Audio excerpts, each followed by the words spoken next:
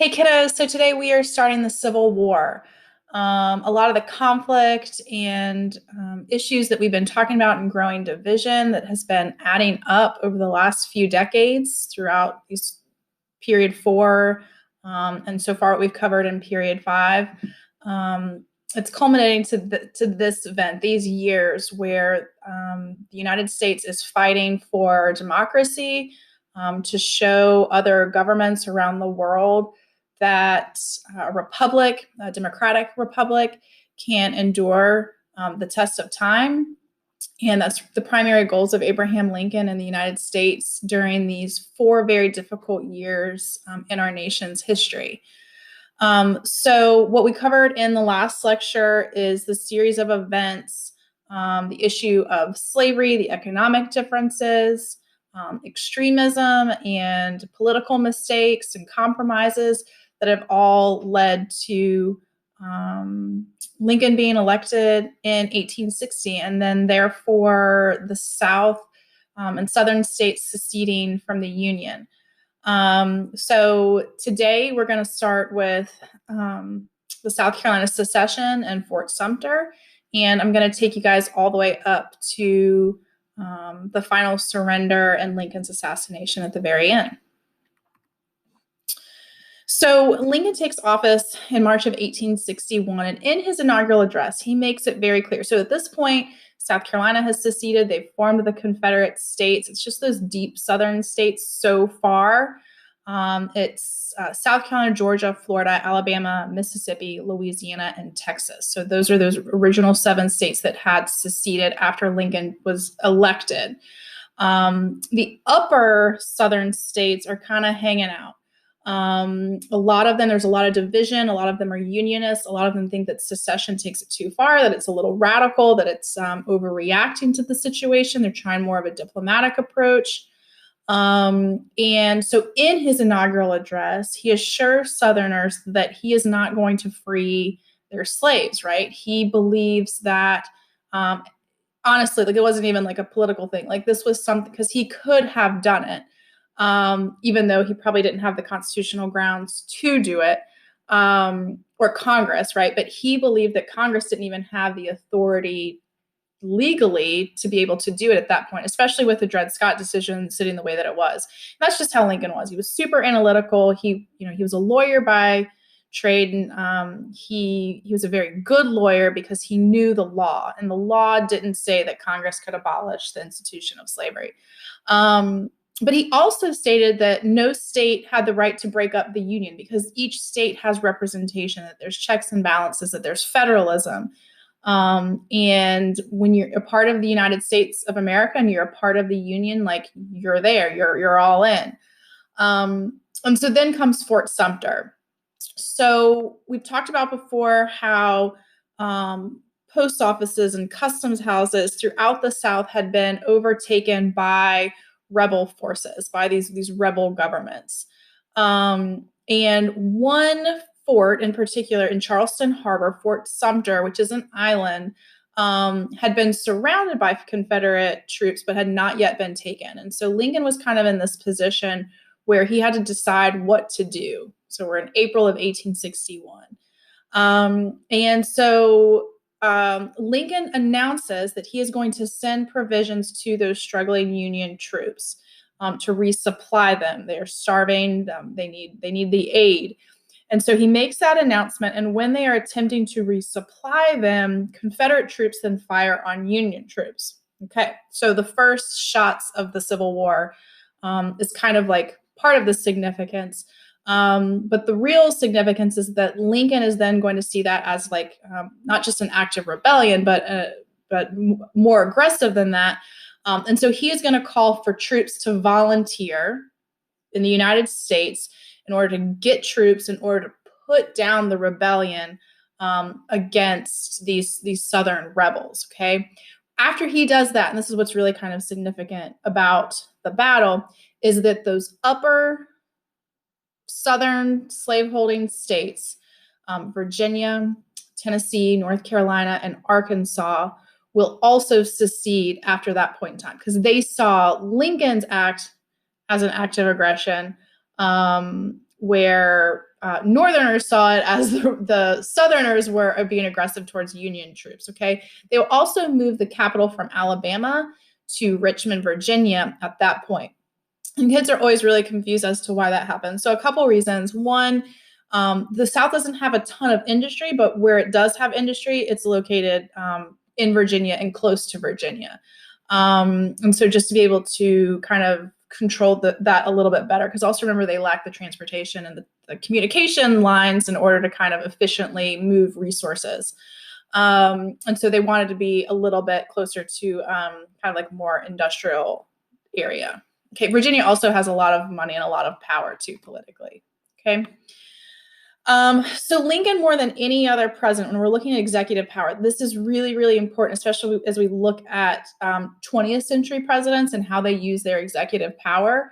But more than any other president, used his power as the chief executive, as the commander in chief during this time of war, and most of the time without the approval of Congress. Now, Abraham Lincoln upset a lot of people. He upset Democrats during this time, and he upset a lot of Republicans. And that's important to remember, that Abraham Lincoln was a moderate, which is why people kind of hold him in this high regard. Even though he did some of these things, like obviously he was doing it for the right reason, but there were also things like politically that he could have done in order to, that would have been wrong decisions. But he was a moderate. He was trying to be president to all Americans at that point in time, even the people in southern states that had seceded. He kept them in mind in a lot of the decisions that he made.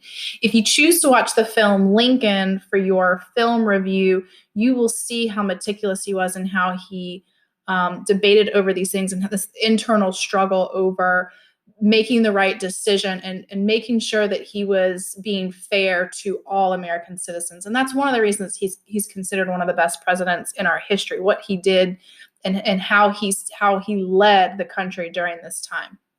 Okay, so he's going to call for troops, 75,000 volunteers.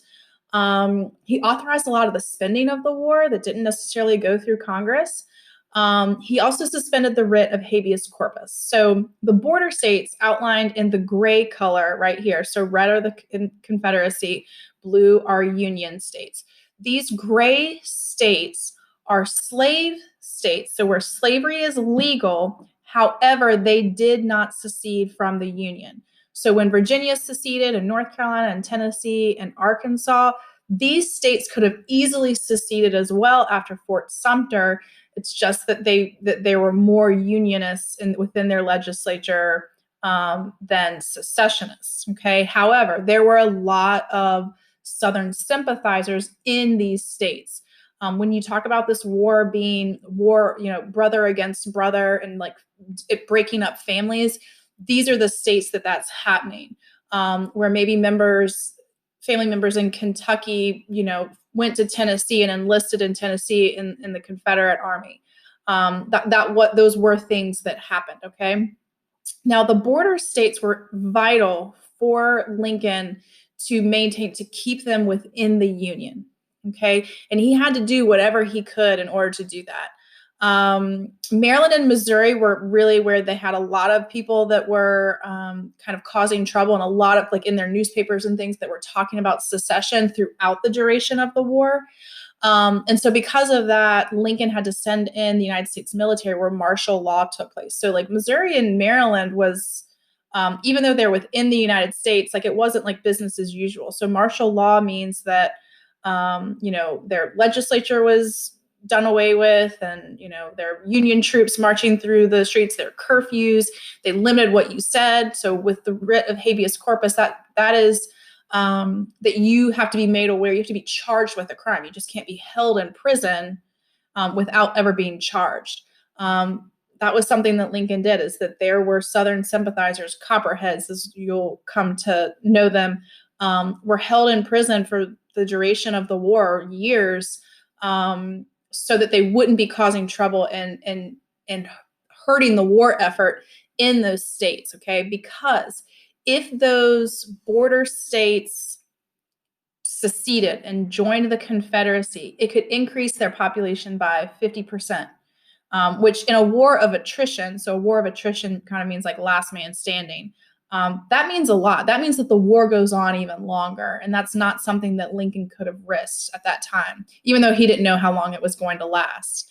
And one of the main reasons so a lot of Republicans wanted him to free slavery, or free the slaves, emancipation. One of the reasons, in addition to the legal reasons, he also said, if you try to free the slaves, those border states are going to bolt, and they're going to do the whole "I told you so." And then again, that would be detrimental to the Union war effort. It would have been a completely different war if they had lost any of those border states. So at the beginning of the war, and we talk about this in class in depth, the Union Army's advantages are its large population. You have immigrants coming in. After the Emancipation Proclamation, 180,000 African Americans are going to volunteer and serve in the United States Army. And again, those numbers are very important in this war of attrition. They are invading. They are going to lose more men. They're going to use more resources. They're going to spend more money because that is more difficult to do. And so because of that the numbers played an important role in that. And they were able to endure those 4 years and keep the population high enough of soldiers and troops and supplies to be able to last that long, where the Confederacy dwindled. They also are highly industrialized. 85% of American factories, 70% of American railroads are all in northern states, which means that they can produce the goods needed in order to supply the troops and the people to keep morale up a little bit. They can use the railroads to move troops and supplies. And then also the telegraph is really important, especially in battle strategy. Like Lincoln had a telegraph office in the White House to where he knew the results of battles like almost instantly, where Southerners had to wait for horseback riders to carry messages. And that was also a little bit more secure too, using the telegraph. So that played a major, because also it was like strategic oversight as well. So they could plan the next attack a little bit better because they knew the information quicker. Quicker is always better, for sure. Okay. They have an established government, Congress and the Senate and money, and established military with like chain of command. They have a Navy that can institute the blockade. So all those things were advantages for the Union. Their disadvantages is that they have to be on the offensive. They have to invade. It's going to be difficult. They're going to lose a lot of men, like I've said before, and spend a lot of money and use a lot of resources to do it. And so that is going to be a major disadvantage. That's why the war took as long as it did, is because how difficult it is to invade. And in fact, their major victories, each time they had a major victory, or turning points, I guess you could say, it was when the South invaded and kind of made that first move, and then they were able to attack. Inconsistent, weak military leadership. So they're going to go through a few different generals, and Lincoln, they're going to butt heads, and I'll talk about that in depth a little bit, but they basically go through a few different commanders of the Union Army before they get to Grant. Grant's going to find some success, and it's going to kind of carry him through at the last minute, but a lot of inconsistency led to a rough few years for the Union Army. Their supplies and their soldiers are going to have further to travel because they're invading the South. And the biggest thing here, again, was with the border states. They have to defend Washington, D.C., which is right there along the border with Virginia. They're extremely close. And so that's going to be a disadvantage for them to protect the capital, where Richmond's a little bit further. I mean, it's still pretty close. It's like 90 miles, but it's still a little bit closer. Okay, their strategies, they want a quick victory. They're going to go after Richmond, which is going to fail time and time again. They're going to establish a blockade to prevent resources from getting to the Confederate states. The Confederates are going to use blockade runners. The British and the French and even the Spanish are going to try to kind of aid the Confederacy. They like the idea of a weak United States. They like the idea of a divided one because it kind of contradicts their monarchy. And or at least with Britain. And so Winfield Scott came up with this plan, and then the press called it the Anaconda Plan. Okay, so blockade all the southern ports. They're going to divide the Mississippi River. They're going to gain control of the Mississippi River, not only for trade and like transportation of troops and supplies and food and things for, all of the people of the South, And so kind of divide it in half, and then obviously take the capital of Richmond, Virginia. And it's going to take them 4 years to do that, but you're going to see how they're executing the Anaconda Plan throughout the duration of the war. The Confederate States of America has a long list of weaknesses, as I talked about in class a little bit. They don't have the industry, they don't have the technology with like the communication. They are hoping that they can trade with foreign powers. That's not going to happen.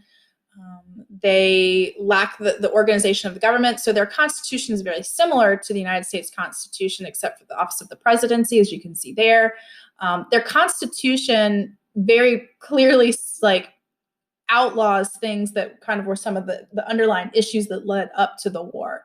So no protective tariffs. Congress cannot issue a protective tariff. They cannot appropriate funds for internal improvements.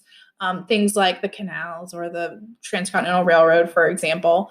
It does prohibit the foreign trade of slaves. So that was something that already existed. The United States had already signed that. But also keep in mind, like, don't think of that as like, oh, well, that was nice of them. No.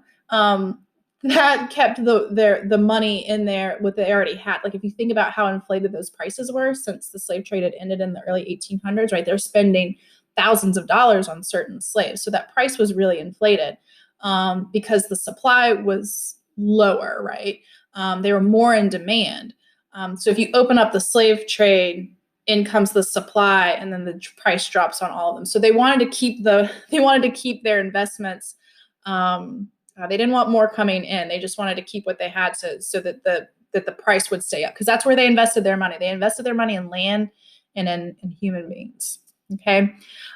Jefferson Davis a couple times tried to increase his power. Southern governors refused to do that. They held back troops. They held back resources, much like how they did or could have done during the Revolutionary War. So sometimes what they would do is they would keep, troops in Georgia. They wouldn't let them leave Georgia.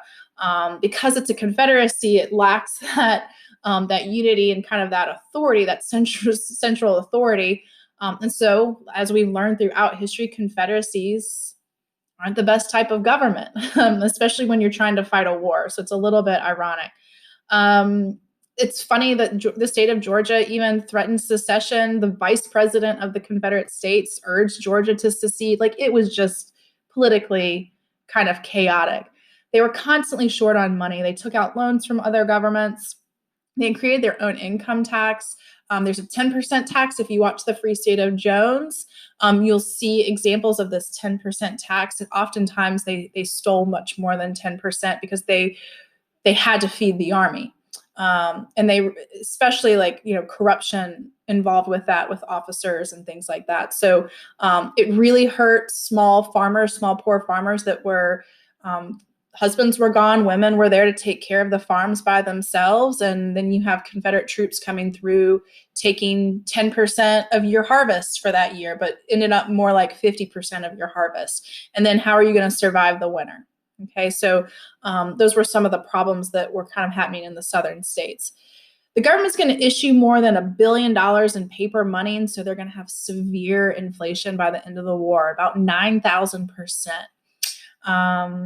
The Confederate Congress does nationalize all the railroads, which means it takes it out of private control and it's government controlled during the war. The same thing is going to happen. Lincoln's going to do the same thing in the Union. It's just the most efficient way to do it. It's during a time of war. They're going to try to encourage industrial development. The problem is that there's no capital. All the money is, again, invested in land and in slaves. And it's not like that's something that you can liquidate, I mean, sell, and then take your money and invest it somewhere else, like in industry. It's just a very stagnant economy during the war. At its peak, it was able to sustain about 1 million troops. So if you compare that to much larger Union Army, they're gonna really struggle there. So for the first time that he calls for troops, it's just a 90-day enlistment, which shows you that they do not think that this war is going to last very long. They thought that the war would begin and end at Bull Run, the Battle of Bull Run, outside of Manassas, Virginia, about 20 miles outside of Washington, D.C.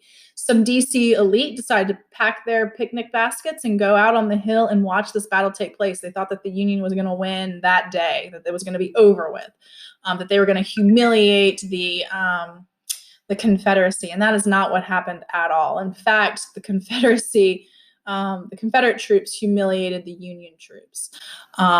So again, they're going to Richmond, but they had to retreat back into DC after the Battle of Bull Run, first Battle of Bull Run. So this is the first major battle of the war, and it's kind of what's significant about it is people are realizing that, oh wait, like this is really going to be something. This is something that's going to last a little bit longer.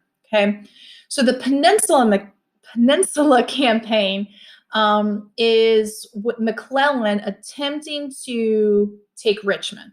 Okay, and the thing about McClellan and Lincoln, they didn't get along from the very beginning. He insisted that he needed more time to train troops. So earlier in the year, when we listened to the Gun Show podcast, when we talked about why the original purpose of the NRA, the National Rifle Association, was after the Civil War, because they realized that when they asked for troops and when they even drafted people, is that a lot of these northern people living in cities and working in factories and things like that, less rural folks, they didn't have any need or any knowledge of how to use a weapon, right? And that became, they kind of justified that as this is why it took them so long, because they had to train these troops in order to know how to fight. Because during the war, the ability to load, fire, and reload your weapon was kind of whether or not you lived or died, or whether or not you won the battle or not. And so that was very, very important during the Civil War, is the training component, so that you could fire as quickly as possible. Because the more shots you get off, the more and all of your men, the more likely you are to win. So remember, that was one of the reasons of the NRA, is they realized that a lot of these city slickers, right, living in these cities, didn't know how to fire a weapon, where the country boys down in the South grew up with, because that's part of kind of the culture, is that you hunt and you do this for necessity, not just for sportsmanship. And so McClellan felt like he needed to train the troops. This frustrated Lincoln. He's like, no, this is supposed to be a quick war. By March of 1862, McClellan is ready to invade Virginia again. So again, it's a lot of time has already passed. Lee is going to stop McClellan. He was superior with tactical. So Robert E. Lee was a West Point graduate, actually served during the Mexican-American War at the same time as Grant, and Union soldiers retreat back into D.C. So Lincoln is frustrated. He's done with McClellan, fires McClellan, and brings in John Pope. We'll get to him with the next battle.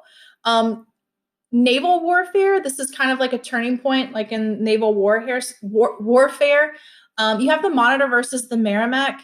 During the same area, so you have the blockade runners and all of that, but the Confederacy had taken some former Union ships and kind of converted them for the Civil War into Confederate ships.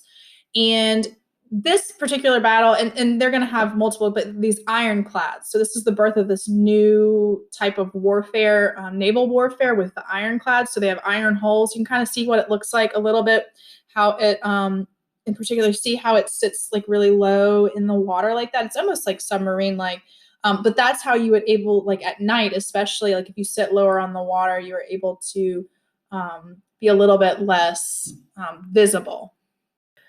Okay, so after another retreat back to DC, after the second Battle of Bull Run, it's going to lead us to Antietam. So Lincoln actually reinstates McClellan. McClellan is back after he was fired as commander of Union forces, because he has an advantage of knowing Lee's battle plans. So lucky for him that he was able to find a copy of that battle or battle plans. So the Union intercepts Confederate forces near Antietam Creek, or Sharpsburg, Maryland. Antietam was the single bloodiest day of combat during the war. So over 22,000 casualties. So if you ever see the word casualties, what basically that means, it's a combination of dead, severely wounded to the point where like they are taken out of the rotation, right? They're not going to be in the next battle. And then obviously any type of like missing in action or like POWs, prisoners of war that have been taken by the enemy. Okay, so 22,000 casualties. The majority of those were, or at least half of those were deaths in that single day. So the sheer amount of death and destruction from the more accurate bullets and the faster reloading of the rifles of this time period is taking its toll on both the Union and the Confederacy. Now Lee, probably thinking that why would Lee invade Maryland? Because the whole plan was to be on the defensive. At this point in the war, Lee was hoping that if he had a decisive victory in Maryland, so in a northern state or one of those border states, he was really looking for the recognition of England or France. He needed one of those victories in order to hopefully get some support from a European power.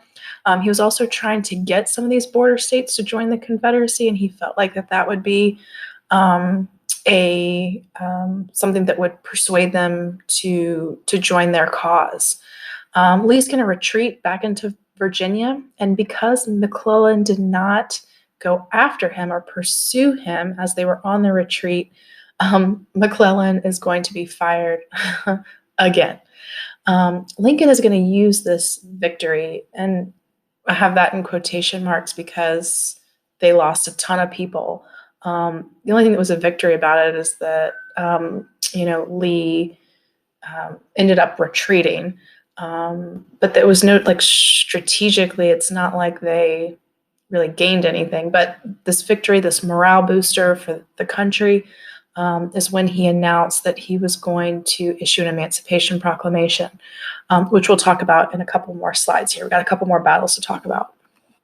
So Lincoln replaces McClellan with General Ambrose Burnside.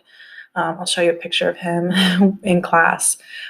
He's supposed to be more aggressive, and that was kind of the condition for him taking that position, is Lincoln wanted this to be over with. He wanted for him to pursue Lee and start. They needed Richmond.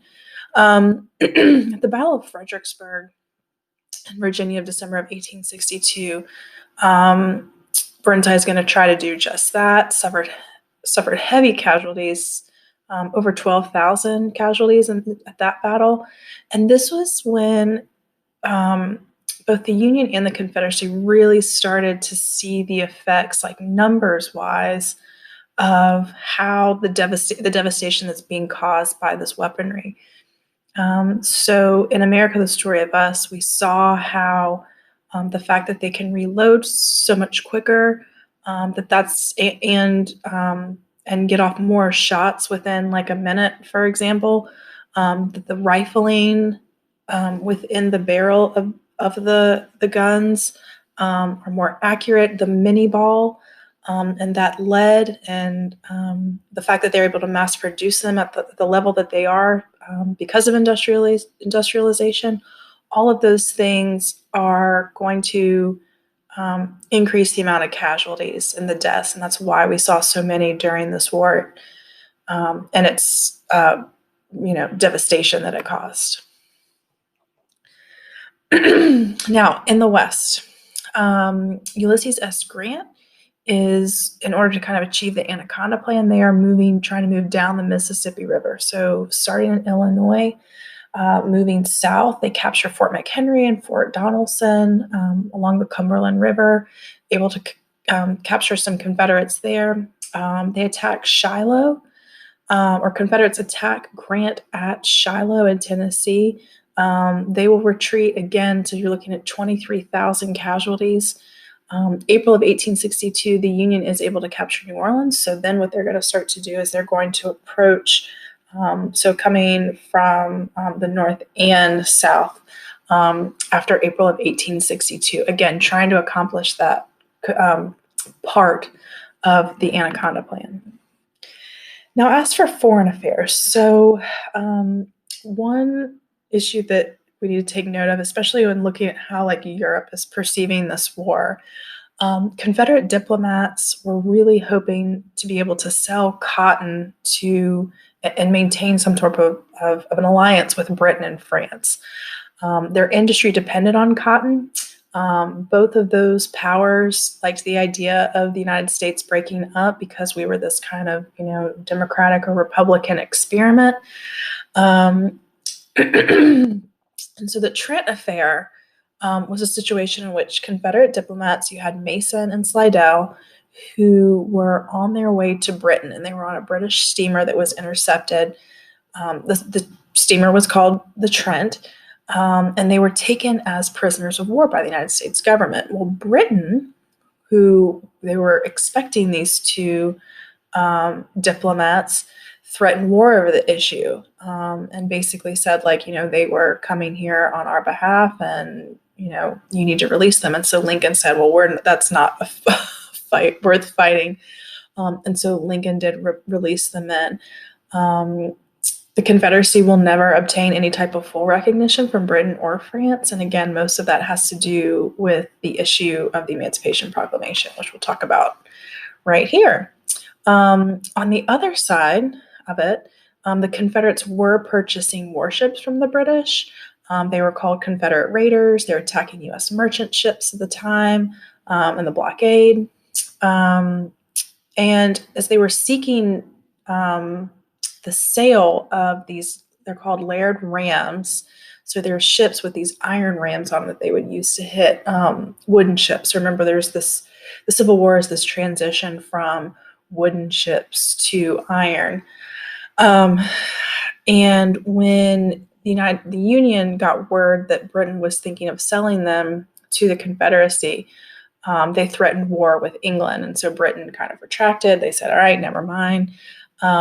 Britain is also going to kind of, by this point in the war, kind of start to look other places for sources of cotton. And so they use imperialism and colonialism to their advantage. And so they look to Egypt and India.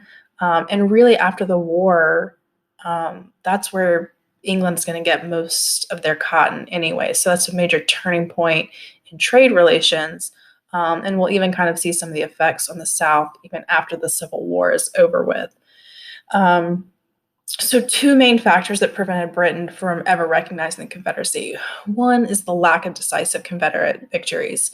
So that's one of the reasons, right, that Lee invaded Maryland for Antietam at the Battle of Antietam, as he was trying to get this victory to get the British on his side.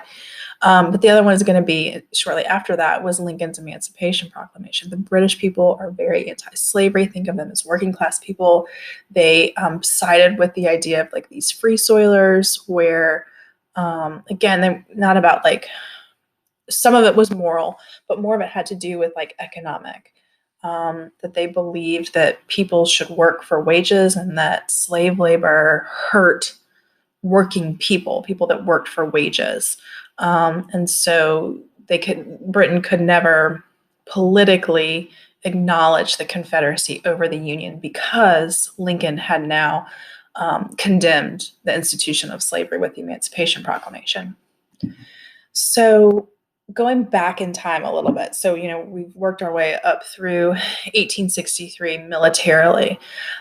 Looking at the end of slavery, though, we're going to go back to 1861 a little bit here, okay? So I'm teaching this today kind of thematically.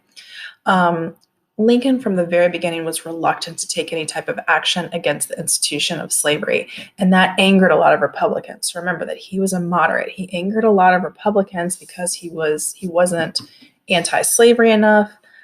He wasn't, aggressive enough in trying to end the institution. But again, he was trying to remember that most Americans didn't agree with the abolition of slavery. So yes, the Republicans and radical Republicans are, have a decent showing in Congress, but that doesn't mean that there's still a large percentage of Americans that disagree wholeheartedly. So his reasons, though, were one, keeping the support of those border states. Remember that if he loses the border states, that increases the Confederate population by 50%.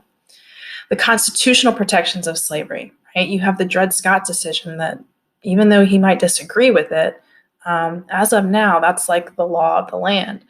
The racial prejudices of a lot of Northerners were concerned that if you freed the slaves, like where will they go? Will they come into northern cities looking for jobs, right? Think about how xenophobic they were already with immigrants. To add, freedmen into that was a major concern. And then he was also scared that if he did it, the consequence could be that he could lose the next election because it could be unpopular. And that really worried him, just for in order to preserve the Union. Would the next president be as dedicated to preserving the Union as he was? So Benjamin Butler refused to return captured slaves to the Confederacy. So as they are moving south down the Mississippi River, as they're taking coastal cities, they are capturing slaves and referring to them as contraband. So the Confiscation Acts was kind of this first step in August of 1861, where the Union calls them property, just like they use the Southern term to their own advantage.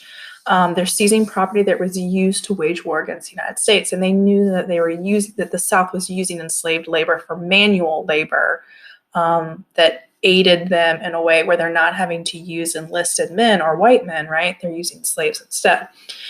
So that gets the ball rolling in August of 1861. And as president, commander in chief, during wartime, he has certain wartime powers. So July of 1862, the second act allowed for the president to use contraband for the war effort. So he's kind of putting all of these parts and pieces together, and he's basically justifying in his mind that he believes that he could use his power as commander-in-chief as a war action to free slaves in the South. So he's come to this conclusion, but he delayed the announcement, waiting for that Union victory. He wanted high morale in case it was controversial. And he also didn't want it to be kind of too close to the election as well.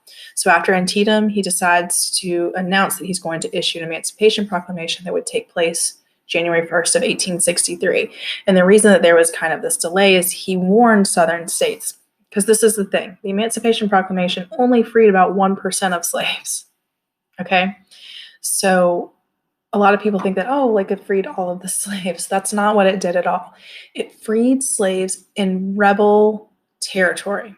Okay, so it freed slaves in Georgia and South Carolina and Florida. Okay, at that point are all occupied by rebel forces, the Confederate states. So they didn't really recognize his Emancipation Proclamation. But what it did is, as the Union troops over the next couple years, as those lines move further south, as they take cities and plantations, and as Sherman marches through Tennessee and Georgia, what they are doing is they are liberating plantations. Okay, it said nothing of the border states. So those border states that remain loyal to the Union, they didn't touch those slaves. This is just as a punishment or a consequence to the rebel states that did not surrender when he said that he was going to issue this Emancipation Proclamation. And so what it also did, though, is it allowed for, it changed the focus of the war to not only preserving the Union, but also to end the institution of slavery, something that some Northerners were kind of coming on board with. And what they really liked about it, and this is the number one thing, right? Because they're they're racist and they don't want them to come take their jobs and all these things. So what made them support this? Because they did reelect him in 1864. They believed that it would end the war quicker if they freed the slaves, right? That if they could free the slaves, that it would end the war, that things go back to normal, that they wouldn't have to worry about their sons and their husbands and their uncles and their fathers and all those people. And that was the real reason why they supported it, because Lincoln was like, if we do this, this is going to end the war quicker. Okay. So, but what the proclamation also did is it allowed for new recruits. So about 150,000, 200,000 Blacks are going to serve in the U.S. Army and Navy after the Emancipation Proclamation. Now, they're segregated in all Black regiments or units. Unfortunately, again, because of the amount of racism, they're still being used mostly as manual labor. If you watch the film Glory, for our film review, you will kind of see how they were treated by Union forces. Most whites are still seeing Blacks as inferior. And the 54th Massachusetts Regiment really changed the minds of a lot of people because of how they performed on the battlefield, and how they were known for their courage and their dedication and what excellent soldiers they were. Colonel Robert Shaw was the son of wealthy abolitionists in Massachusetts. At the age of 23, he was appointed as colonel or promoted as colonel, and took on this regiment, and he trained them and really advocated for them from the very beginning. He was one of the few people in America, like especially with abolitionists, where he really did believe in equality, kind of like a man way before his time. And so he advocated and tried to get them actual because they were being used for manual labor. He wanted them to be able to fight because that affected their morale. They wanted to fight. They wanted to, do their part to end the South. And so they volunteered as the leading regiment at the Battle of Fort Wagner in an attempt to take back Charleston. And unfortunately, most of them were killed in action as they led Union troops into Fort Wagner. And however, they were, kind of always, again, depicted. They changed people's minds because of the stories, the articles that were written about them, the work that Shaw's parents did. And Robert Shaw was killed with his men. He led his men into that battle, which was highly unorthodox for that time period. For a wealthy man of his status, typically they would lead from the back. He led those men from the front, just to show how much he believed in them and to show them that he felt that he was one of them. 37,000 Black soldiers are going to die during the war, and members of the 54th Massachusetts Regiment are included in that number. Okay, in early 1863, Confederate economy is severely depressed between the blockade and the fact that so many of the men have been gone and their wives are in charge of taking care of the farms by themselves. Planters and farmers are losing control of their labor, right? So even if they have, poor white men working for them, inflation, again, at about 9,000%. They printed out a lot of Confederate banknotes, that money that just had no value at all whatsoever. And so more and more soldiers are deserting because they don't have uniforms, they don't have shoes, they don't have food, they're sick, and so they're deserting and they're going back home.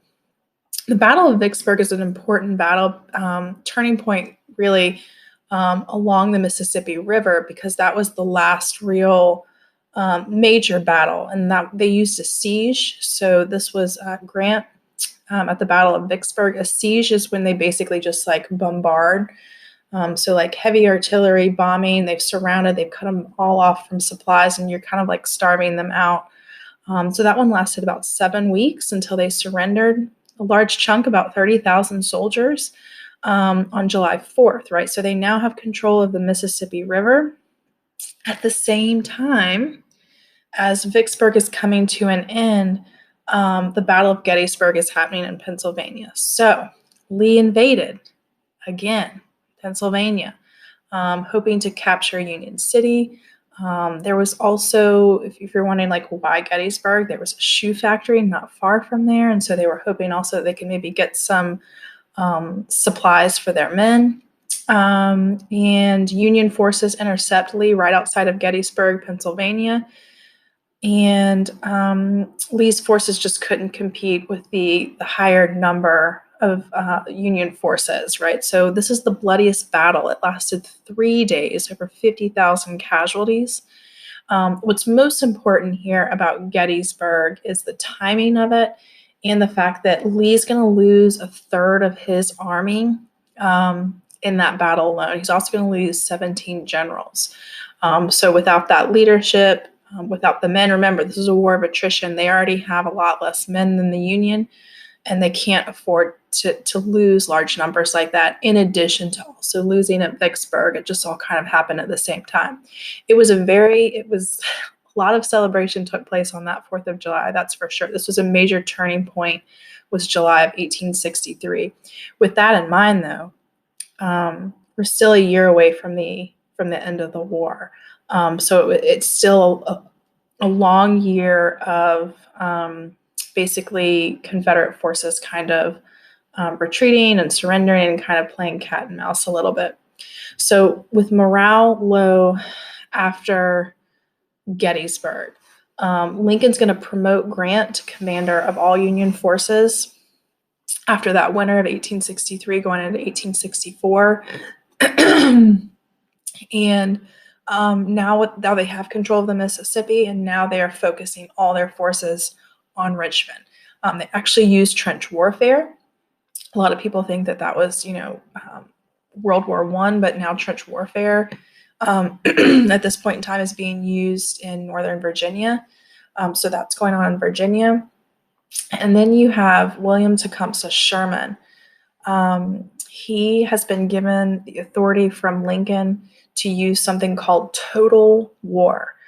And really the goal at this point was they knew that they had to do something pretty drastic in order to change, speed up this process.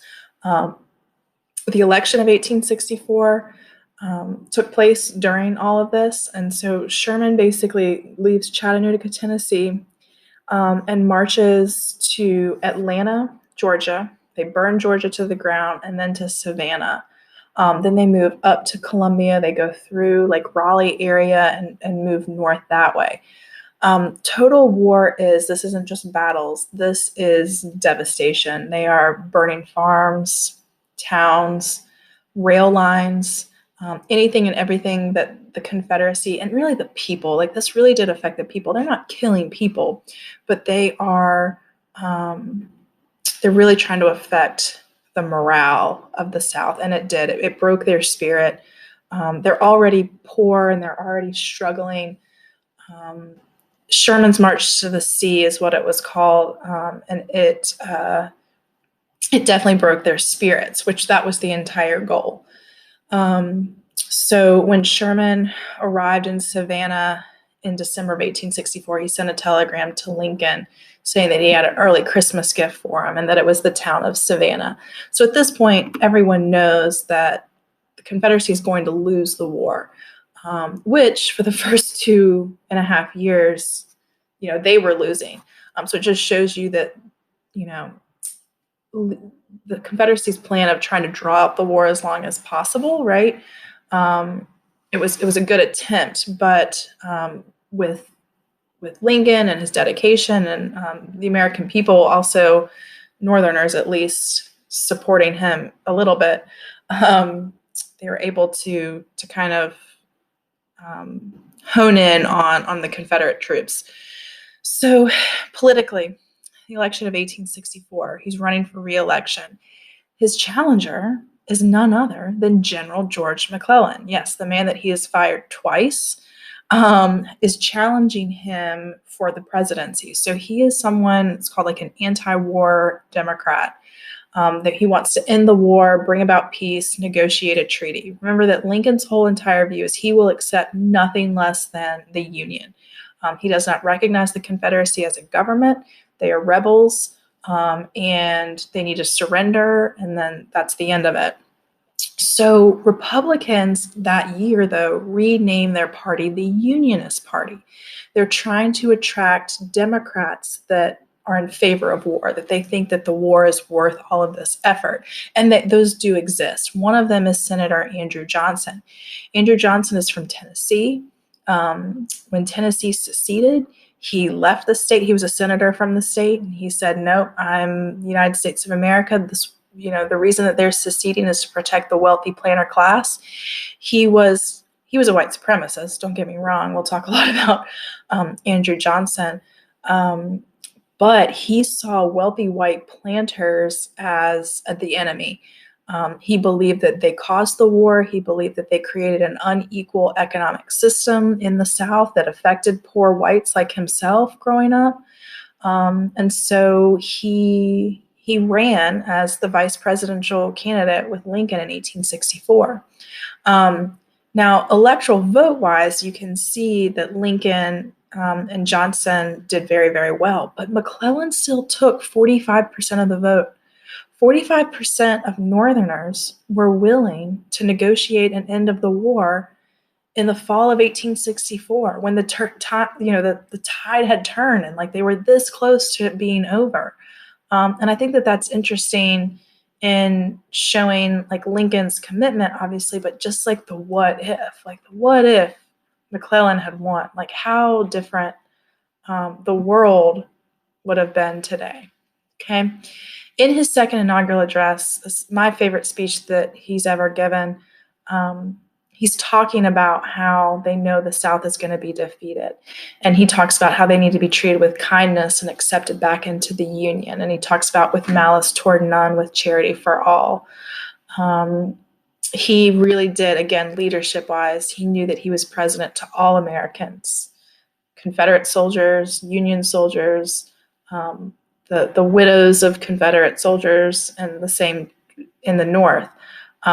He was, and again, leadership quality-wise, this is why a lot of people rank him up there as one of the top presidents.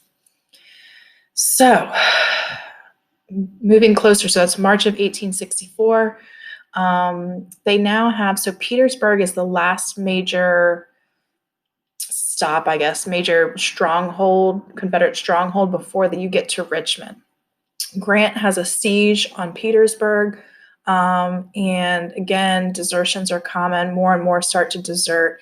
Petersburg is going to fall in April of 1865, and yeah, just doing my April of 1865. After that, Jefferson Davis and the Confederate government flee Richmond. They burn it. They light all those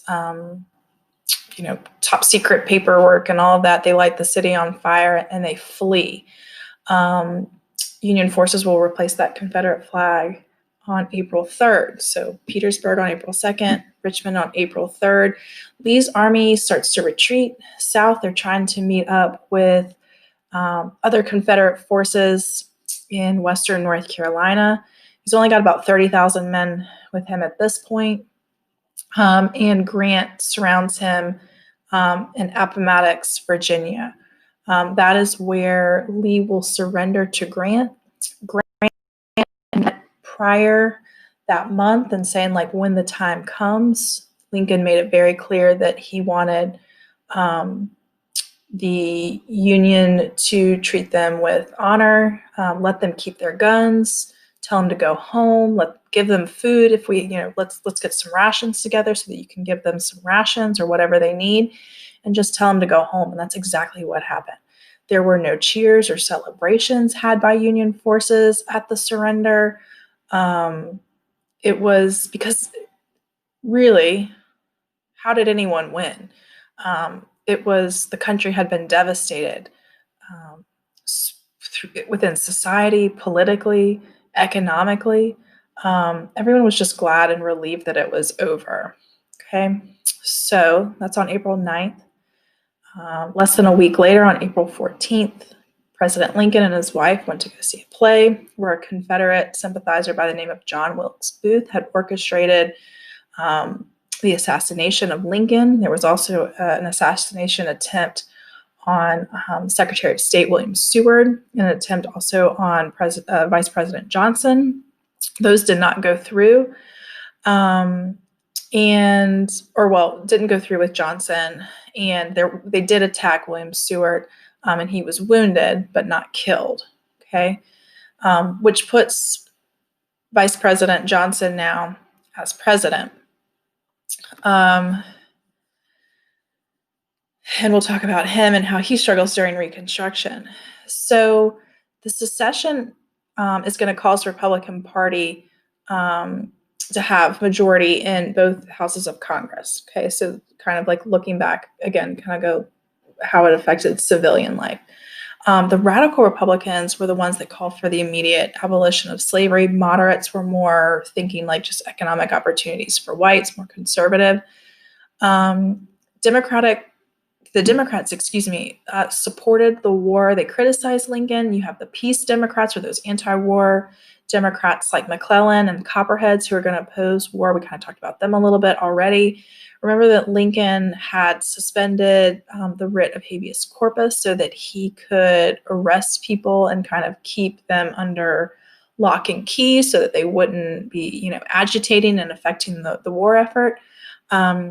One of the continuities in American history is that civil liberties during war are going to be limited, and it's going to really be upheld in most cases as well. And it starts as early as the Civil War, and we'll really talk about that through the 20th century and even into the 21st century with how civil liberties during wars are seen. So about 13,000 people were arrested, no trial, no charges, just held in jail. And they called Lincoln a tyrant. Historians are a little bit less critical now, like looking back, right? How in those border states, like how do you distinguish the difference between a combatant and a non-combatant? And most of it's kind of considered to be that they made the right decisions during those times. So at the beginning of the war, those first soldiers were volunteers, but both the Union and the Confederacy resorted to drafts or the conscription acts. The Union in March of 1863 issues a conscription between the ages of 18 and 45. Okay, so, and then they would have like draft lotteries where like your number would be picked or your birthday would be picked. However, during the Civil War, a draftee could pay $300 to be exempt, or you could find a substitute. So like if you're 45 and you've got a 20-year-old son and you're drafted, your son could volunteer in your place, or maybe a nephew could volunteer in your place. If you're wealthy, you can pay the $300, which means if the wealthy people aren't being drafted, right? Poor people are going to go in their place. So there was opposition by working class laborers that they're going to be drafted and they're also going to lose their job. Well, who's going to take their job? African Americans were not drafted in March of 1863. It was only voluntarily based. And again, that's the racist undertones of the country at the time, is that they didn't want to draft African Americans because they saw them as inferior. They would rather have limited numbers. It was kind of like a public, PR move, if you will. And so the laborers, in opposition of this, attacked the freed Blacks living in northern cities. And so this was the New York City draft riots. Most of them are Irish American because, there was a lot of immigrants are being drafted instead of the wealthy people. And so they attacked wealthy areas of town in New York City, and then they also attacked segregated like Black areas of town and killed 117 people. It was a big deal at that time. Okay, so before Lincoln is assassinated, starting in January of that year, he worked really, really hard once he secured the election. Once he won, he saw that victory as approval of the Emancipation Proclamation. He also knew that the war was going to be ending soon. And so what worried him is that after the war is over, he can no longer use his war powers, and that the Emancipation Proclamation could be deemed reversed or unconstitutional by the Supreme Court or whatever reason, because it's no longer a war action.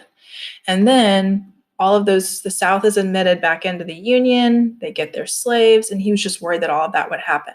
So it was very important to him that the 13th Amendment that abolished slavery would be issued before his inauguration in March of 1861, before the end of the war.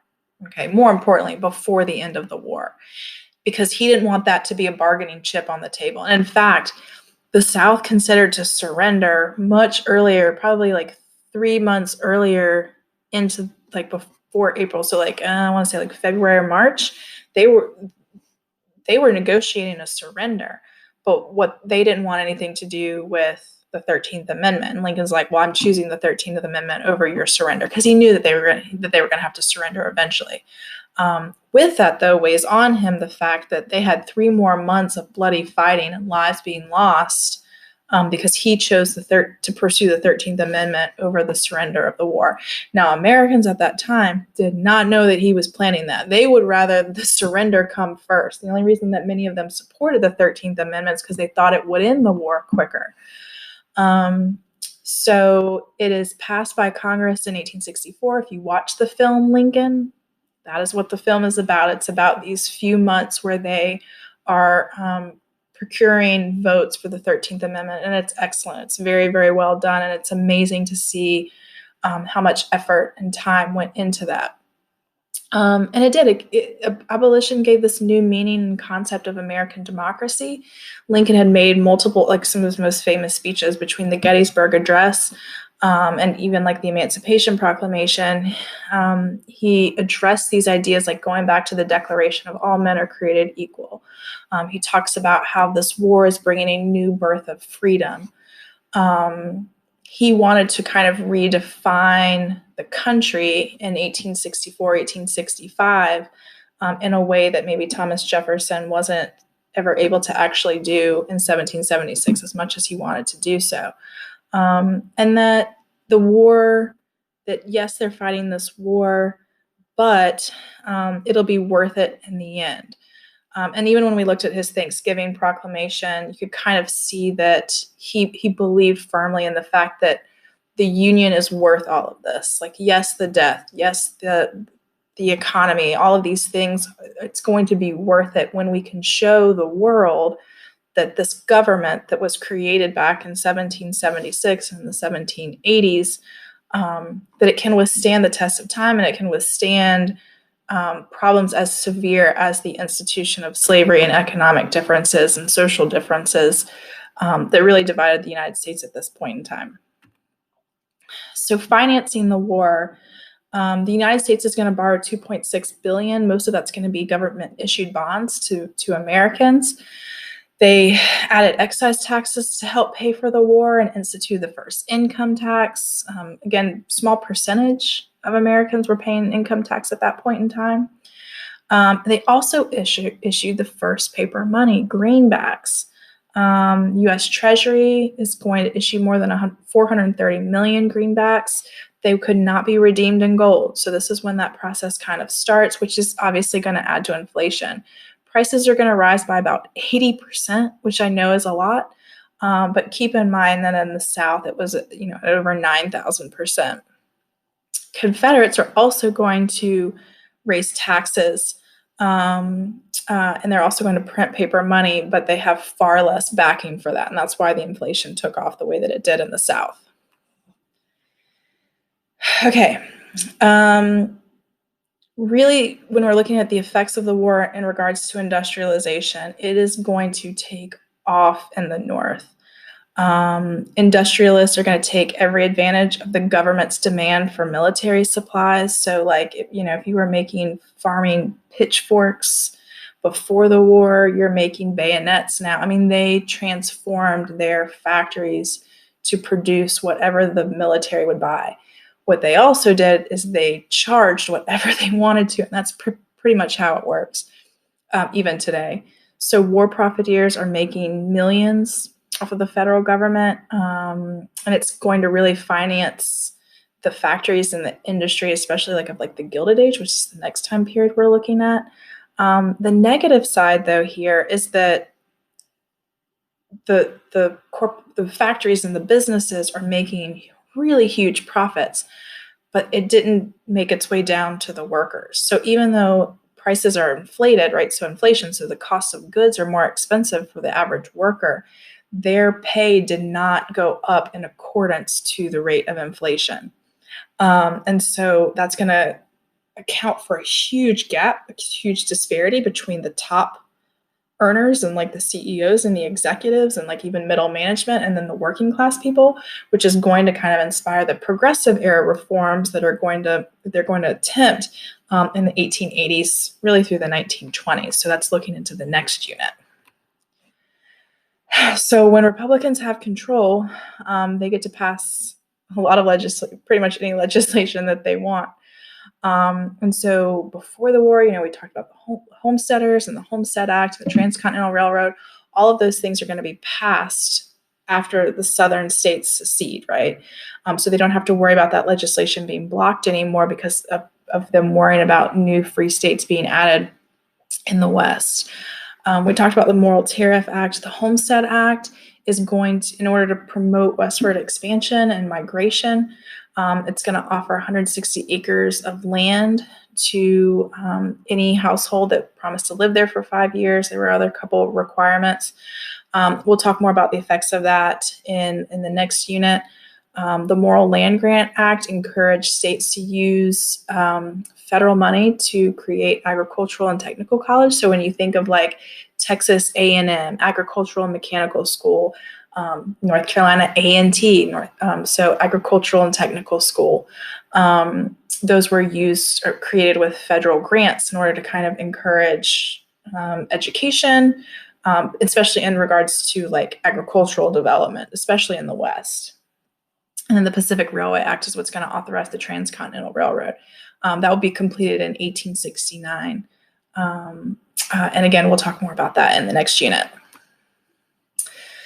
So women played a major role in the Civil War, as in every war.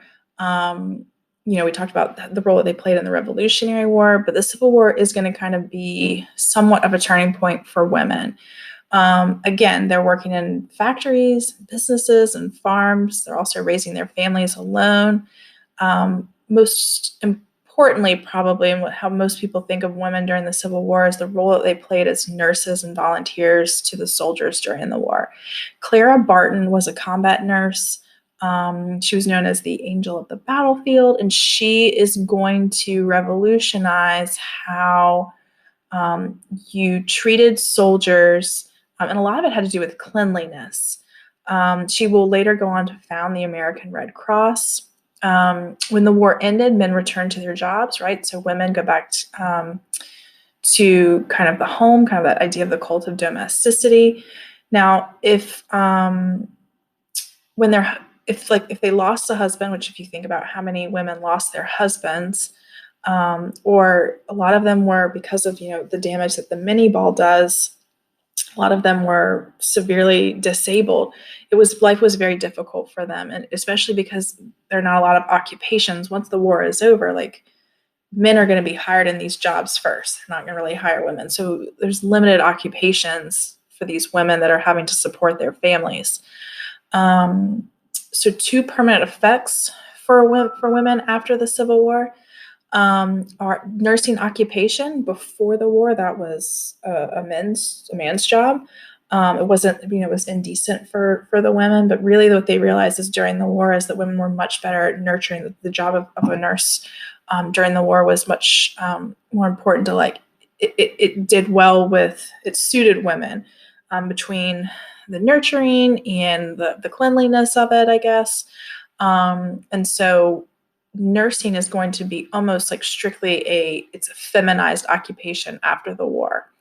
And we'll talk about the feminizing of certain occupations at later times as well. Second thing is it is going to inspire the suffrage movement. That was something that Susan B. Anthony had been talking about since the 1840s. It was a little radical. When you look at what women did during the war, they are going to use as a justification that they deserve the right. In addition to that, African American men were given the right to vote with the 15th Amendment. And so remember that women watched well-to-do women, well-educated women, watched the democratization in the mid 1820s, 1830s, where poor, uneducated, illiterate white men got the right to vote before them. And now they have freed slaves who are getting the right to vote before them. Many of them have, um, biases and discrimination and racist tendencies because of the time period. And that infuriated a lot of women. And so that's going to almost propel them. They're going to play a major role in the progressive movement. They're going to fight for the right to vote all the way up until 1920. And again, another war is going to inspire the women to do the same. And it's going to actually inspire men to actually support women for the first time in that. So 4 years of devastation, over 750,000 deaths, $15 billion worth of war costs and property damage. The institution of slavery has been ended. The Southern economy is absolutely devastated. It did transform the Northern economy into this industrial society. Technology, you had national organizations, large corporations. But this is the hard part, right? So after the American Revolution, the hard part was forming a government that would withstand. After the Civil War, you have to put the country back together to where they can prevent something from this happening again. And so that's what Reconstruction is going to be about. That'll be our next lecture, our next chapter. I hope you learned something today, and I'll see you next time. Bye.